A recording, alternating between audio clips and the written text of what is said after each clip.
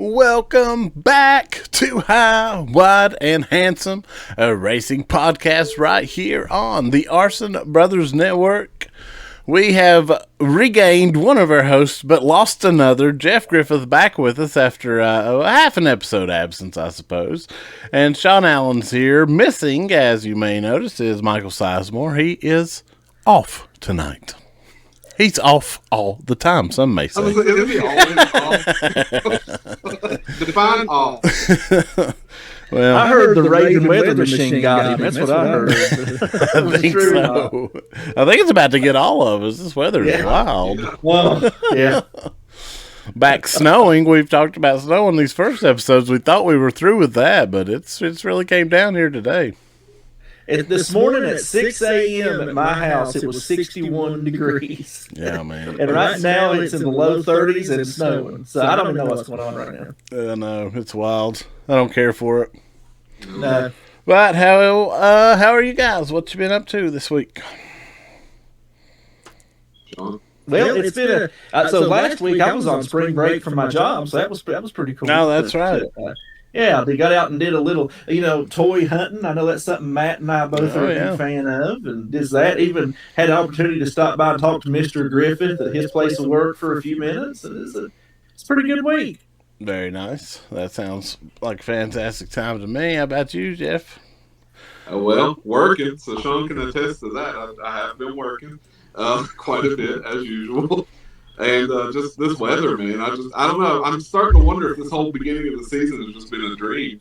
Because, I thought we were on warm weather. We were having races. And then I see the snow, and I'm like, did Tyler really win 3? Did I dream all that? I don't know. I'm starting to think we're back in, December. Dude, I know. It's never ending, it seems, this year. But surely we're right on the better side of the weather situation. But, I did not do much in the way of work the past week. I went up to Martinsburg with Megan, Martinsburg, West Virginia, which is pretty much Maryland, as I learned. But, we had a pretty good trip as far as that. But is Martinsburg got hot dogs comparable with Martinsville, Virginia? Not that I found. I did find a nice Mexican restaurant and a fine chocolate company, as well as and this was the coolest part, that I found a dining hall inside of an old Goodyear garage, a huge Goodyear garage, like station garage, and they had various food vendors set up, probably 8 different vendors, and you just order what you want. So got some food from there. Tried a spicy Asian hot dog, speaking of hot dog, or corn dog, corn dog, not hot dog, which was essentially a giant mozzarella stick with a small little wiener in there, but it was pretty good. That sounds like a good. Fun fact, the only time I've ever been to the Martinsburg area was this same time of year, Matt, and the next week the world shut down with COVID. So every time I think of Martinsburg, it kind of gives me a little PTSD hearing what you're talking about right now. Well, let's hope that is not the case with this trip. Yeah. But we certainly had lots of racing, and that's what we're here for. So I say we get right into the lead lap.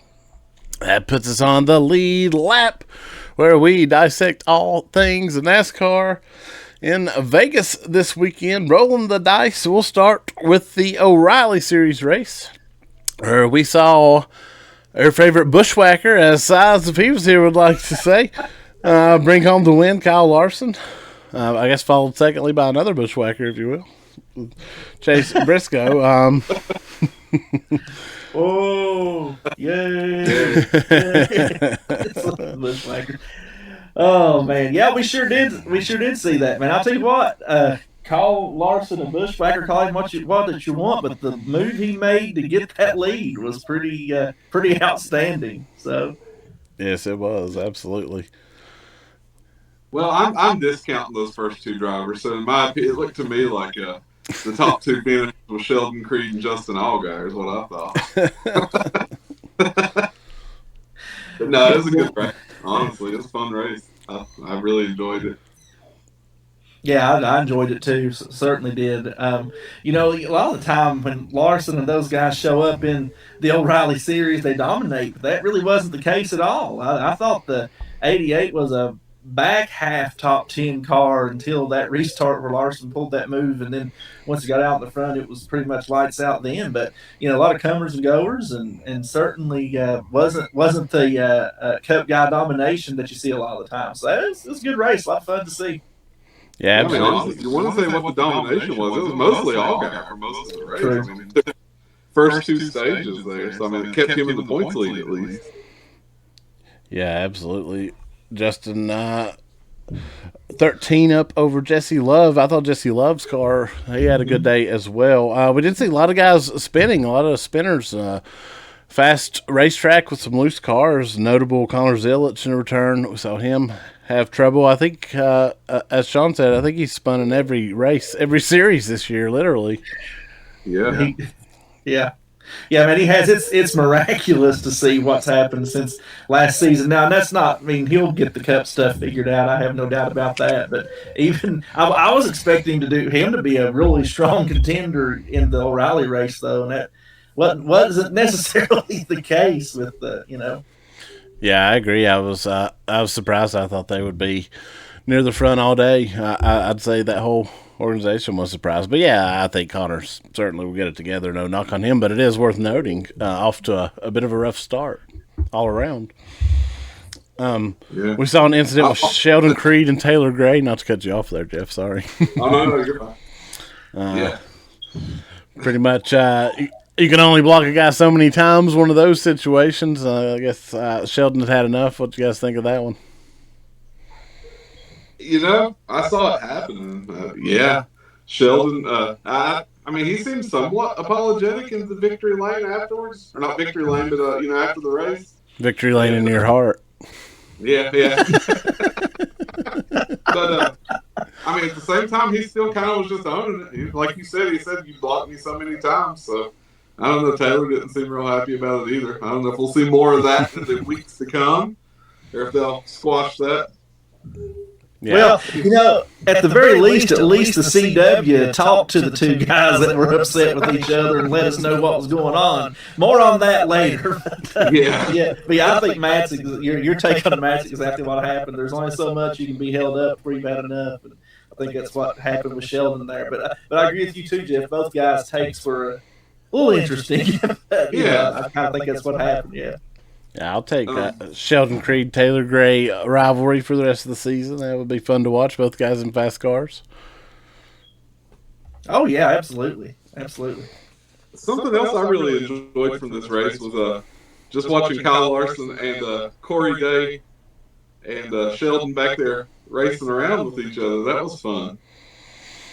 Yeah. Corey's definitely calmed things down a little bit since his little conference. I thought it might have been Corey's best NASCAR race to date. Led his first laps, looked good, and we saw him and Larson battling, and we'll get into that when we get to the Bullring report. We saw them kind of battling all week, especially one night of the High Limit Series. But yeah, I thought Corey Day looked a lot better, best he's looked yet, and I think he's going to be just fine. Tremendous talent there. Oh, yeah, absolutely. And I think I agree with you, Jeff. I think whatever little talk he had was actually good for Corey. I think it's maybe got his head on the straight and narrow a little bit better.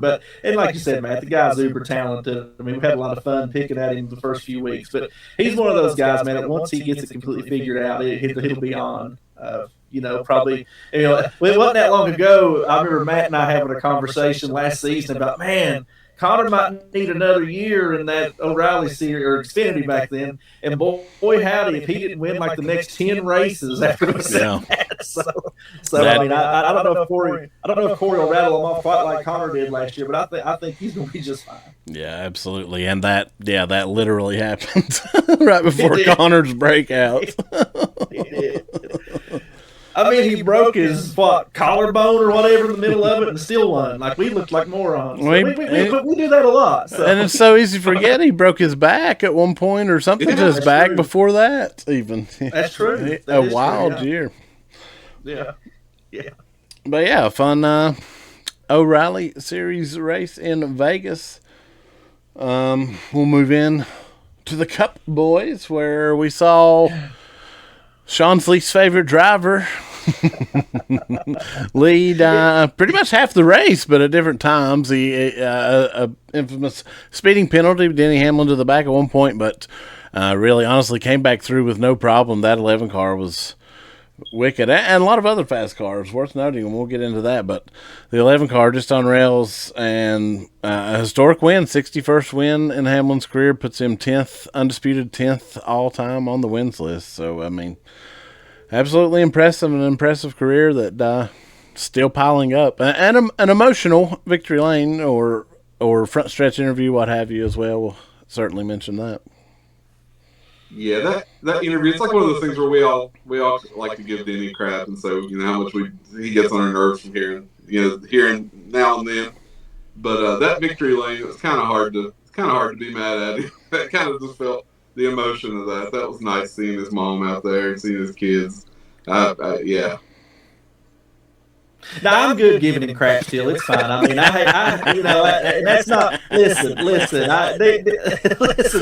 Here's the thing. Here's the thing. And let me tread lightly here. First of all, absolutely, what happened with Denny's dad is a tragedy. None of us, and hope it seems like the family's doing well. I was really happy to see his mom, because I knew she had been, not in the best shape after all that. So absolutely. But I ain't gonna lie, there ain't nothing dying to make me still want to see Denny win. But as Matt said, it's absolutely impressive. 61 victories, number 10, breaking the tie with Kevin Harvick. And I was just looking here a little bit ago at that all-time wins list, and it's going to get interesting now, because Denny's in 10th. In 9th is Kyle Busch with 63 wins. So Denny may overtake Kyle by the end of this season. I don't know. I mean, because the thing is, guys, y'all know how this is. I mean, lots of times we're getting that drop off that sort of happens suddenly at times. But Denny's not showing any signs of that whatsoever. So, I mean, he could very easily move into 9th before this season's over, depending on what happens to Kyle. The way Kyle's running, man, he's just like dropping wins left and right. There's no chance of Denny catching him this year. No, yeah. Yeah, I mean, I remember. We might be there. I think at one point Kyle was 20 races up on Denny. Denny's late career performance, again, while I do have a Denny hat on, historically I'm not a big Denny fan either, I'll know, but his late career drive, whatever you want to call it, is impressive. And I mean, getting into unprecedented territory, like he's well past the point where a lot of guys fall off, and as Shawn said, no sign of fall off. And yeah, we saw it can happen at a moment. We saw 2017. We thought Jimmy might win his 8th title, and then he never won again. But nonetheless, Hamlin, who knows? But it doesn't appear to be the case. But just to speak on his late season, and I think he will pass Kyle. I mean, certainly. To think Denny could get 2 more wins seems like an easy thought for the year, and to think Kyle to get any wins at this point, it'll make your head hurt if you think about it too long. I just right before we came on, another quote of him basically running RCR down, so I think that relationship is spoiling quickly or rapidly from what it already was. I don't know. I don't know what's going to end up there or where. Yeah, there was a pre-race interview, man. I don't know if you guys saw it, and it wasn't like interviewing Kyle on pit road either. It was like a pre-recorded kind of thing, and even in it, like, and usually they have those things cleaned up, but the man is dejected. There is no other way around it. And he essentially, I mean, I'm paraphrasing here, so nobody quote me, but he essentially basically said this relationship isn't working for either side, he or RCR, and he talked about mistakes he's made at along the way too, and it's deteriorating fast. But guys, we're talking about, all joking aside, I am not a Denny fan, but there is no taking away from him that he is a first ballot Hall of Famer. Oh, absolutely. With what he's done. I mean, you're talking about rare air when you look at that all-time wins list, because he's 10th, 9th is Kyle Busch, and who is next in 8th but Dale Earnhardt at 76 wins. Now, I don't know if Denny will get. He could get that. I don't know. I mean, it depends on how much longer he races. But I think he or at one time I thought Kyle would for sure get to that 76, but I'm not sure now. But Denny might even get on up to that 8th place. You never know. But you're talking about really, I mean, it's really an elite company inside that top 10 on that list when you look at it. Yeah, absolutely. It's one of those things too. I was thinking about it today. Like one of those things when you're watching history be made, you don't appreciate it, and a little harder for some of us with historically non-Denny fans. But true statement nonetheless. We are watching history be made with what Denny's doing, and you can't take it away from him and anything of his ability, certainly. I was just going to mention one other thing on that. I know we got to move on. When we also talk about the championship thing, right? I mean, and how that Denny doesn't have a championship. When it comes to this Hall of Fame stuff, he don't need one. With this, I mean, I have for many years called Mark Martin the best driver without one. On that all-time wins list, Mark is number 20. So he's 10 spots ahead, and almost 20 more wins. So it's crazy, y'all. It really is. It really is, yeah. And I think, and I mean, somewhat pains me to say, but I think he's passed Mark as the best without one. And certainly no offense to Mark, and hard for me to say even, but I do believe it's true. It's just impressive. I promise Matt Klein and I agree with Mark Martin on that. If they let us in those meetings, we'd have full season championships already. That's right. Oh my goodness.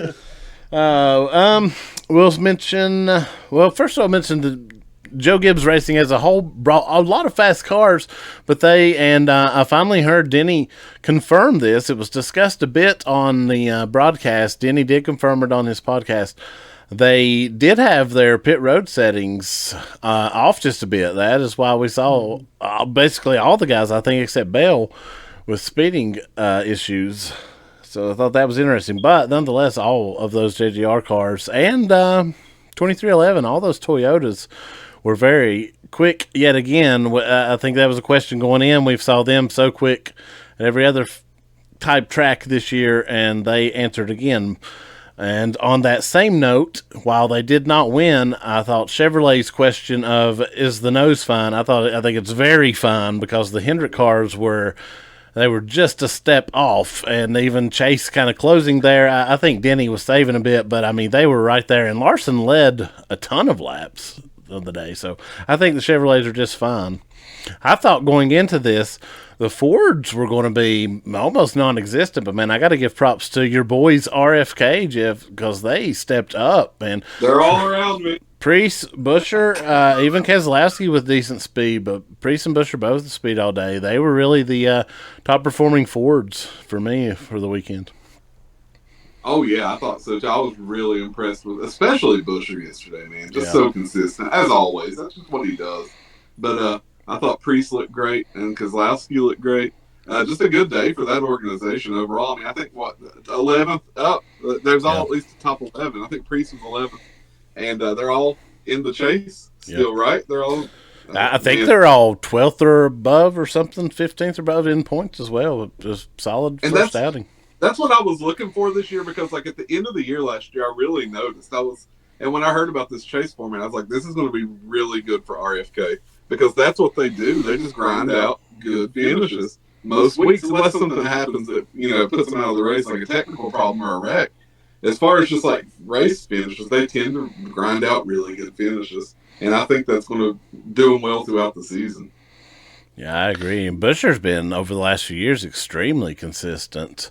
So I think it definitely places him. And Brad, I mean, he won his championship under a chase-type format. So, yeah, absolutely. Speaking of the manufacturer stuff, I have to call out somebody that we're a big fan of, but I don't know what they were talking about. I was telling Jeff this before we got on. But our man Bob, he put out one of his teasers, and he's saying, if you're a Chevy fan, you got to be worried. And I couldn't figure out what he was talking about, because I felt better coming out of yesterday. Oh. He did say, he mentioned the 3 Chevys that were in the top 10, and he goes, but they're Hendrick. And I'm like, but Bob, I mean, Brad pretty much is Chevy. So, so Bob, I love you, but I don't know what you're talking about, man. I mean, rough days, and we'll get into this. Certainly leads to another rough days for Spire and Trackhouse. None of those cars really had speed and end up finding each other again, which we'll get into next. So maybe he's speaking on, and I mean, I guess RCR for that matter. But I mean, I'm like you when you speak of Chevy.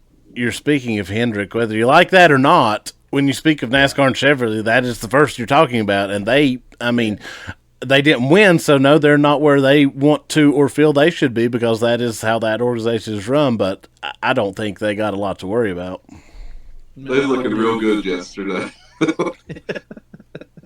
Yeah, absolutely. Yeah, and we'll jump into that. The pit road scuffle between former teammates Daniel Suarez, Ross Chastain.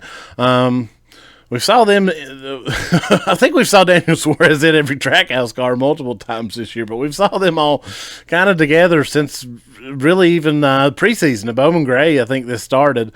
I saw a lot of people really running Ross down because of if you go back and actually find the move that Ross was mad at, it was not that aggressive, but I think it's just frustration of 5 weeks building now. And Ross ran him into the fender. I think we've lost Jeff here. We saw Ross. We got him back. We saw Ross shoot into his fender a couple times there on the cooldown lap, and then I guess Suarez came to confront him on pit road. There has been some audio of that come out now. Ross was pretty savage, telling him, "Get out of here, you got fired."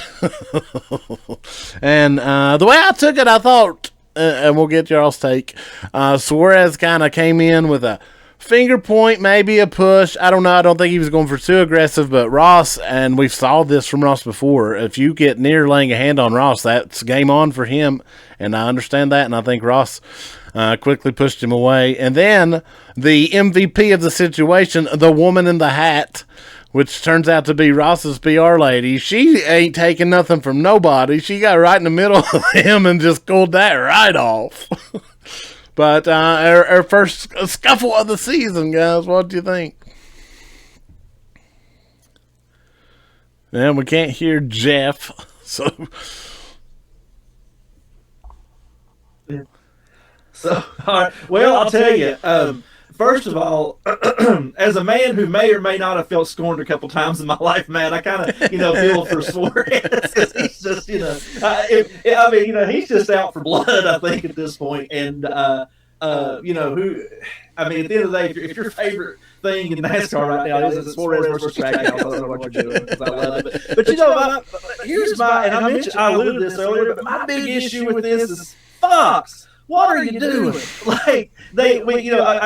Listen, not taking that thing away from Denny winning. Obviously, that's the top story happening at the moment. I get that. But during Denny's talking, they shoot quick to show kind of a little something's going on, and then come back to Denny, and then don't mention it for they still go on to interview Chase Elliott. They interviewed Chris Buescher, Christopher Bell. There's somebody else they interview. William Byron. They do all that without even mentioning it. And so you show us this little teaser, and we don't know what's happening.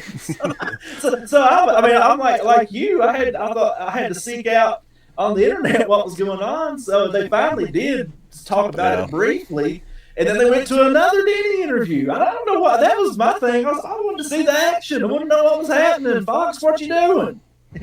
Yeah, they finally did cut to there at the end, but it was just like you said, just a blip, really, and didn't talk to either driver. Had to get that from other sources. Yeah. Ross actually refused to speak on it, but Suarez he certainly did not refuse to speak on it. And the other thing about it, too, is you're talking about two drivers who were popular. We know that Suarez, particularly like when we were in Mexico and those places, uber popular. Ross there for a while, may still be, I'm not sure, was such a high merch seller. He had the very sacred, hauler of his own to sell his merch. So those are guys people want to know what's going on with. Yeah. Man. Just baffles me. Absolutely. Jeff, have we got you back fully? Can you hear me? Yes, sir. All right, cool. Yeah, I just want to know. I don't know, the school called. I don't know. I think there's a blizzard going on outside or something, and it kicked me off. I don't know. But I'm here, and I don't know if you guys covered this or not, but I just want to know if they come to blows, who you got? Well, you would think right off you would go with Ross. So we have saw them both in scuffles before and maybe still the answer. However, if you will recall, one time Michael McDowell, who is a pretty large-sized man, tried to buck up on Daniel Suarez, and my man amigo DDT'd him onto the hood of a race car. So I don't know. He stared Ryan Newman right in the face, man. Oh, yeah, that's right. Here's the thing. We know Ross throws a mean punch. We've seen it. Yeah. But Amigo ain't scared of anybody. No. I mean, and if you notice when the shove happened, my man smiled. So that's a guy you don't want none of him. If you lay hands on him and he starts smiling at you, he's ready to throw down. So I think it'd be a good one. I was up to see it. Well, hopefully we get that. I have a feeling this is not over. I think there's maybe more so on Suarez's side, some bad blood, but I guess on both sides now. And I did see still today Suarez's wife, Julia Piquet, on the X talking some smack still about the situation. So I saw her dirty Mo for a little bit. Oh, I'm positive that's Freddie Kraft. He hates a good time. But listen, guys, but hey, I hope they do fight. We better hope it happens on Prime, because if it's on Fox, when they start swinging, they'll go into picture-in-picture, and you have to look at a Arby's 3-meat treat, whatever the heck box, while you're watching them fight. I mean, good Lord. Oh. Yeah, I can't wait till Fox is done as well. Yeah. Speaking of the Arby's 3-meat treat, I just wanted to call attention to the fact that, Shawn, you found that amazing Justin Allgaier driver's shirt, and my wife did veto me on that. So, if you've seen, folks, if you've seen the Arby's uniform right now, I think Carson Quapple had one on a few weeks ago. It's basically the whole gear's covered in roast beef. That's what Jeff is alluding to. I saw it and I fell in love, but my wife did not feel the same way. So I'm probably going to be buying that in Rockingham. There it is. Before we move on, point standings, Reddick still basically a race ahead. Yeah. Yep. Yes, sir, Denny moved into 4th with his win, so a big jump there as well, I noticed. We saw it last week with Blaney too, man. I mean, you know, the win in your end's gone, but wins definitely matter big time with this new points format with the chase and what have. I mean, Denny win and put him right up there, just like what happened with Blaney last week. So, yeah. I mean, Blaney's still hanging 3rd. Yeah. And big ups to Bubba. Yes. Back in 2nd. And that's showing that consistency does matter too, and I love that. You know, Bubba's sitting there in 2nd. Yeah, Bubba off to an absolutely fantastic start. 23-11 obviously as a whole, but Bubba just consistent as can be. Yeah. We'll mention our fantasy league, a wild race in our fantasy league this weekend, where we essentially had a 4-way tie going. The only thing that and Si's not here, but he did win, and the only thing that was different between the 4 of us actually was one pick on the bonus picks of Suarez or Hocevar. I think we all 3 went Hocevar and he went Suarez, which ended up giving him enough the bonus points. So a wild one. I just think how crazy is it that we have that much of a hive mind that we all have pretty much the same thing. Well, I can of all the years we've done this, I think this is year number 6. I remember because I won 4 of them. Anyway, Matt, I can't tell you how many times Matt and I have been within a driver of having the exact same lineup. That's what would happen at the top of our league a lot, is we would stall out because, I mean, you get to a point where you have an idea of who's going to be good at what track, and when it's taking into consideration qualifying and practice and everything. There's certain tracks too you go to that you just know. Like last week, we know Penske is always good at Phoenix, right? We knew to take them. Denny here lately has always been really good at Las Vegas. So, I mean, it's wild when that happens. And even my dad Kendall with us, he was, I think, just one driver difference, so he was right there as well, and he held on to the points lead in our fantasy league for another week. He did call me Sunday and say he was confronted about his points lead in church, of all places. You know anything about that, Shawn? I just prayed for him. Well, that's good. That's good. He called me Sunday afternoon. Was like, "You're not going to believe this." He loves it. Oh gosh. All right. Anything else from the weekend at Vegas? Man, it's looking forward to moving on now. Let's see what happens next. Those Toyotas are strong every single week right now. So looking forward to see what happens next. That's right. And we'll drop our picks for Darlington in our closing segment, but we'll move along. All right, now it is time to go beyond the banking. And we will start things in Arlington, Texas, a race around the beloved, for Jeff, stadium of the Dallas Cowboys. Jeff's team there. Figured you'd get a kick out of this race, where we saw Kyle Kirkwood. That's how to build a course, man. That street course is beautiful. Man, it was a nice course. I think almost every driver out there said it was their favorite street course they've ever ran on. And insanely fast. They hitting like 193, 194 in the stretch. But ultimately, Kyle Kirkwood in that Andretti car with a wild pass to secure the victory. A pretty good race. Did you guys get to check this one out? Oh, yeah. I thought it was a good race, man. I enjoyed it. I thought it was honestly, I mean, I don't like to compare NASCAR to IndyCar, but I thought it was equally as enjoyable as the Cup race last night, honestly. I don't watch anything that happens in that stadium, so that's really good. There you go. Well, I'm with you, Jeff. I thought it was a pretty good race. I wasn't really expecting Kirkwood, although I know he's fast in practice, had a blunder there in qualifying, but still, I thought Pelot would just do Pelot things. But man, Kirkwood got it done. All those Andretti cars, your boy Will Power, quick again, got a podium finish there. They did have, I think, all of them at one point, some trouble in the pits. Mm-hmm. But yeah, I love to see a Power up front running there for a while, but I knew when he had to go in and get the sauce, I was like, well, that's going to put him off the strategy and off the cycle. But still, podium finish. He looked great yesterday. But Kirkwood was just awesome too, man. That pass was so just killer. Yeah, that was like a bonsai move. It was essentially a do or die pass. It was, if it didn't pull it off, both of those cars would have been crashing. Almost were. That would have got Power a win. Yeah. He took it, I'm sure. Did you see him strutting around in his cowboy boots all weekend? He's such a character, man. He really is. I love seeing this Andretti show up with speed here to start the year. I didn't expect it. I'm gonna be honest, not to this level, but I like it. Yeah, Kirkwood, he's in the lead in points now, right? Yeah, took the points lead for the first time in his career, I believe I saw. Yeah.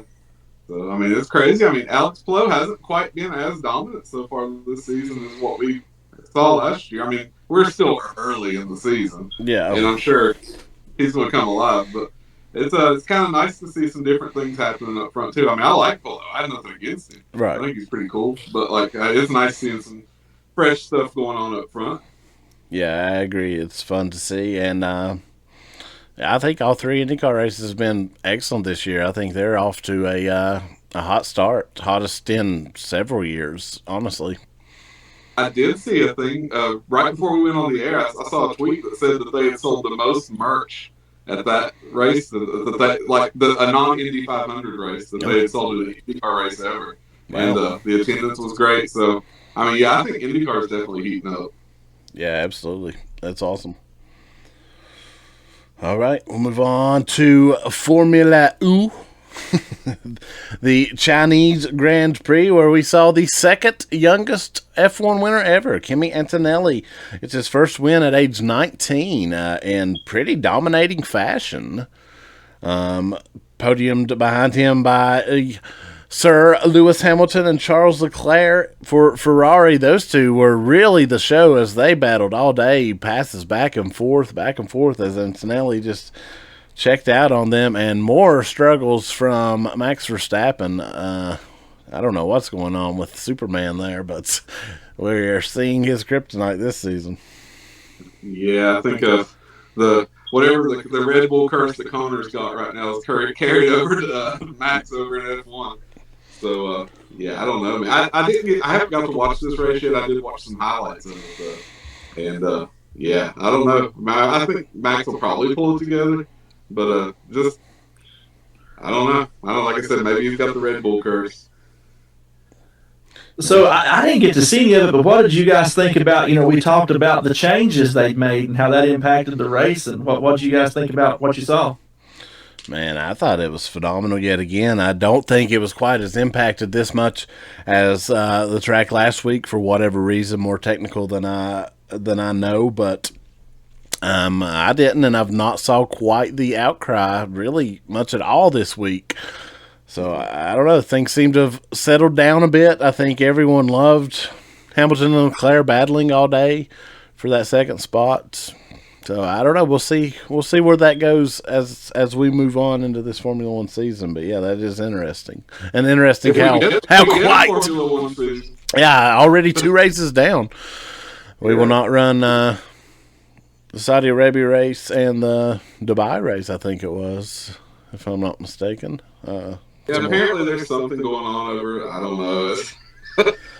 Well, that is not a discussion for this podcast, but nonetheless, some trouble for the Formula One season, definitely. Yeah. And yeah, anything else for Beyond the Banking, gentlemen? I can't think of nothing else. All right, we'll wrap it up. And now we'll slide into the Bullring report, where we unfortunately start with tragic news of an incident at Kennedale Speedway in Texas with at a World of Outlaws sprint car race. Unfortunately, there was a crash on the track. A couple officials on side-by-side type devices were racing to the scene. Best I can gather, collided, and tragically one passed away and the other one's in critical condition. So before we get into anything in this segment, just our hearts out to all of those guys, the whole World of Outlaw community, the whole dirt track community. I mean, honestly, something you always see those guys, officials whipping around. You don't think much of it, but obviously they're in dangerous situations as well. Yeah. What a sad thing, man. Just honestly, I started seeing the tweets coming out about that on Saturday night, and I was just like, oh my god, that's horrible. And it's just been kind of a bummer ever since I heard about it, man. So yeah, I hate that. Yeah, man. Just over the last few months in general, there's been a lot of tragic kind of things that's happened in the world of motorsports, and certainly none's no bigger than the other. And our prayers and our thoughts are with those families and everybody in the dirt, particularly in the World of Outlaws right now. Yeah, absolutely. They as was noting, immediately did cancel that event. They did not finish, and ironically, I guess would be the word, and I don't mean that in a funny way, but almost at the exact same time at the World of Outlaws late model race at Volunteer Speedway, Bulls Gap, Tennessee, just down the road here, actually.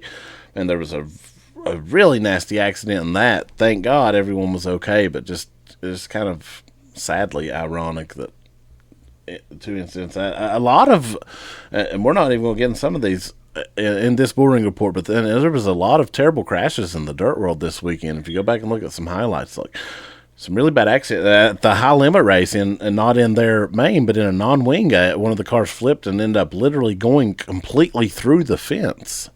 They were red flagged for a long time. So Yeah. a lot of hard hits in the dirt world, and I feel like that's getting more commonplace over the last few years, and I don't love to see it. I don't know what that means or what the answer is, but I don't love to see it. Oh, I feel like it's every weekend now that like you see at least one incident of a sprint car just tumbling like somebody rolled a bowling ball. It's like every weekend, dude. And yes, that's what they're designed to do, but it just seems like they get more violent with time, and I guess things just get faster and faster. Hopefully, and I mean, there certainly could be more injuries and such than there are, but hopefully safety stays caught up with that speed and such as we increase. But just something that's been on my mind with the incident the weekend and several big crashes. Yeah, absolutely. But we did have some high-limit racing at Las Vegas. We had a fantastic Thursday night race where we saw Kyle Larson. He got a win there as well. Him and Corey Day battled. They had great race in that Thursday night show. Friday night, Corey Day came back and got his redemption with a big win. Larson spun early in that one. And then Saturday night for the big money, Aaron Retzel, the points leader, kept that lead and really dominated the race from start to finish. But a real fun weekend, not weekend, I guess, a midweek, as they call them, event for high limits. Ty Gibbs flipped his sprint car about 3 times there. I think 2, actually, but he could not get that going. Man, I didn't get to, of course, I didn't get to necessarily watch them, but everything I saw from those races looked fantastic. And Size ain't here, so I have to say it, Flo, if you're listening. We're still looking for that sponsorship. Just one account we can split. That's all we need. Hook us up. I would love. I'm looking forward to when they're on. I'm almost like I'm 90 years old to say it regular TV. But, I'm looking forward to when they get to that little those weeks there, they got that action on TV, man. I'm looking forward to seeing it. But everything I saw of those races looked like a lot of fun. Well, we did get to check out. Amazon Prime did have the Cars West on. Got to watch some from the late models there on from the Cars West tour. Watch Kevin Harvick at Kearns at Kevin Harvick's Kearns. Yeah, you got to get that full name right now. I mean, they were racing at Kevin Harvick's mother's house or something. I don't know. It was so confusing. But anyway, it was a lot of fun. It was a fun little race. I got to see it, though. It was. Yeah, Flo started putting some stuff over on their Prime channel. I don't know the exact logistics of that, but certainly if you're on Prime, check that out because these guys are finding some racing on there. Yeah, the funny thing is, I accidentally found it. I finished watching O'Reilly, and I just turned it over there. I was looking for something on Prime, and I saw that was on. I just clicked it. But so I don't know if there's a way to know what's coming up. Like I need kind of like an alert system that Prime can let me know when there's going to be Flow stuff on there. There's probably information somewhere. We need to look into that because I would be curious that whole deal as well, actually. Yeah, and I've actually, Jeff had texted that's going on. Earlier in the evening, I had looked because I'll just go on there and look can I see what's up and what's coming up or something like that. And I maybe it's just, again, me being an old guy, but I have trouble figuring out where the heck the Flow stuff is on there. I mean, and I'm usually pretty good with that. So I don't know if it just kind of boom, there it is, it's gone or what. But I think that's about what it is, honestly. It's just like this surprise pops up. Yeah, maybe so, but yeah, that's cool. I'm glad you guys got to check out some of that. I haven't got to watch that Cars West tour yet. I saw they had ran. Also, before we move on, want to note, just in our backyard here this weekend at Pulaski County Motorsports Park, the IHRA will host their inaugural race for their Stock Car Series. They have Pro Late models and I forget what they call them. Basically the same setup as the Cars Tour with different names, although a little bit different rules from my understanding. But that's just about an hour from us, or at least from most of us here in Princeton, West Virginia. We went down there for an SRX race a couple years ago, had a good time. But that track, very famed, used to run Busch Series races back in the day. Even pretty cool. There is a piece, the local news, or good friend Randy Kaiser actually tagged me in it, but the local news out of the way put out a very nice piece on the history of the track, an article and a video. I think I'd shared that on our Facebook page, How Wide and Handsome, if you want to check that out. But yeah, IHRA kicking off that this weekend. I'd love to get down there Saturday. I don't know. I may have some stuff going on, but if I'm hearing around, I'm going to look into that. I did look at the entry list, and I was a little discouraged as there are not many cars listed for either show, so I hope they got more showing up, and they should because they're paying big money for this race, actually. But it's going to be interesting, that race, and to see what that does going forward. I did see you could buy a an air conditioning box seat for $40. So, well, wait, hold on. Here's my question from our SRX experience. When you get there, is somebody else going to be sitting in the box, and the security guard's like, I don't know what to tell you. Yeah, we had time. It is new owners and new management now, I guess, worth noting. But yeah, we had an interesting. We had assigned seats for SRX, and we weren't the only ones. Although we just moved and didn't really have much of an issue. But worth noting. But I saw a few people mad. They had assigned seats, but then you got there and it was one of those we sit here every week, bud, type situations at a local track, which I get, but you got to work that out ahead of time. So, but yeah, hopefully they have a good show. Hopefully this IHRA thing stabilizes and turns into something. I'm always down for more racing, and especially if we're getting some action in our region. But who knows? I'd love to make it down there. Just don't know if it's going to happen. Yeah. Also worth noting, I did see Princeton Speedway did post a video the other day showing that they got the track ready for this upcoming season. Saw that. So that's exciting. Yeah, I think they got April 11th. They're doing a practice day. I just saw earlier, actually. So yep. That's good. Beckley Speedway in Beckley, West Virginia, pretty renowned dirt track there. Actually, is I saw their full schedules out. They got some big stuff coming up as well. So it's an exciting time for the grassroots racing all around us, man. Yeah, absolutely. Sure. We live in a good region for racing, thankfully, just right outside of our. I mean, you travel 1 to 2 hours, we can be at a ton of places. So hopefully we can get to some tracks big and small this season. Absolutely. All right, that's going to be it for the Bullring Report. And that, gentleman, puts us on the Cooldown lap. We're looking ahead to Darlington, South Carolina. The track, too tough to tame. The Lady in Black. Not Throwback Weekend, although I think it's pretty much Throwback Weekend from what I saw. But not officially, for whatever reason. But... Well, they really put a damper on Throwback Weekend when they took it off of Southern 500 weekends. It's never been the same since. So who knows what's happened? I agree with that 100%. And, I mean, take it away, bring it back in a few years. Not a bad thing, but there's so many people doing throwbacks that it's a little muddy. So it's, but whatever. I don't mind. We'll mention it here. Just came out today, officially. Carson Hocevar's Dale Earnhardt Sr. rookie, rookie Wrangler paint scheme, and they went all in and got Carson dressed up as 80s Dale. I thought it was pretty cool. Saw a lot of people, a lot of people kind of upset, actually, but I think most people are enjoying it. Man, I can't even imagine how fast those diecasts are going to go once those go available. Have you saw the aftermarket price on Carson Hocevar diecast right now? I have, actually. Ridiculous, man. Ridiculous. On any type of Carson Hocevar diecast, whether it's Authentics or whatever. I've noticed on, like, even if you look on Fanatics, like, a lot of his stuff's selling out on their website. I'm like on the like the hats are going, man. His stuff is like almost impossible to get a hand on right now. Yeah, Carson making big names in the sport.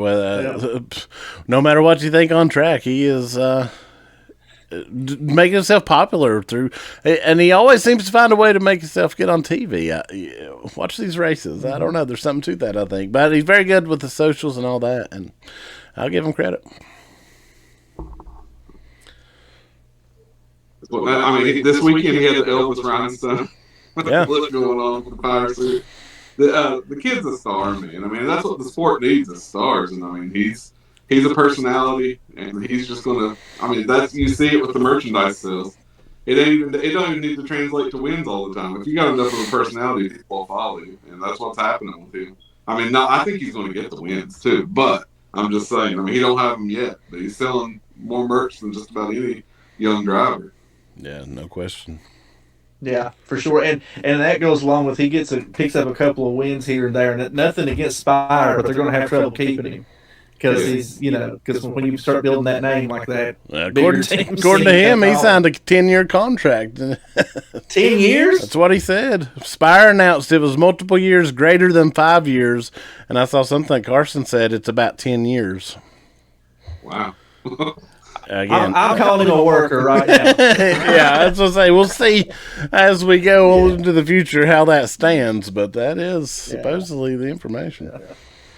Yeah. But before we go, we have to pick our winners for the Goodyear 400 at Darlington Raceway. Shawn, we'll start with you. He gets over the hump this weekend, Christopher Bell. Oh, excellent choice. Jeffro. I don't want to upset you guys, but I think we're getting another back-to-back winner this weekend. Great. I think Denny Hamlin wins this weekend. Dennis Hamlin going back-to-back, not a bad choice. I am going to give it to, I tried to give him one once this year. I'm giving him another one. Chase Briscoe finally gets some redemption on his horrible year and gets the win. I guess we could give Size someone. Shawn, you got somebody for Size here? I feel like you got something. I just got a text. Oh. Look at that. Look how long that is. Man, a lot. Man, let's read He this. must feel very importantly, very emphatic about this choice. Oh, he does. Listen, it sounds like he does anyway. Hello, my favorite co-host. Oh, thanks, Si. Let's see here. Let's shorten this a little bit because he's got a lot in here. It says, I want you to give my pick on the pod this week. I'll be glad to do that, Size. And I'm picking this person for a variety of reasons. First of all, I have seen them win in person multiple times, including a win I will never forget on Bristol Dirt, where they went from third to first in one turn. And I knew that night they might be You've seen them win out there, too. The very controversial SRX races, as you all know. And the main reason I'm picking this guy is he is the best driver to ever run for Richard Childers Racing in NASCAR. That's Wow. Kyle Busch. Wow. Kyle Busch, ladies and gentlemen. Wow. So again, for you, those of you who heard that Richard Childers Racing comment, for Michael Sizemore on social media, he'll entertain those any questions you got. my Size picks Kyle Busch. Man, there you go. Bold choice. Yeah. At least he sticks with it. Yeah, that's true. That's right. He never gives up. No, never gives up. That's right. That's what you got to do. That's what life's about, ladies and gentlemen. I don't care if you're Size picking Kyle Busch or if you're running for Spire for 10 or 15 years. You just don't give up.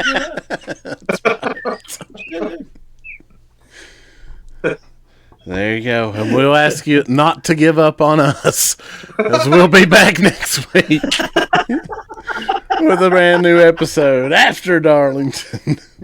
Please give us a like on this video. Give us a subscribe here to the Arson Brothers Network. You can check us out, How Wide and Handsome. We're on Facebook, Instagram, and TikTok, as well as our main deal, the Arson Brothers Entertainment. You can find us those places as well. It's been fun. Can't wait for Darlington, gentlemen. It'll be a good one. All right. Until next time, we wish you good night, and we say good luck.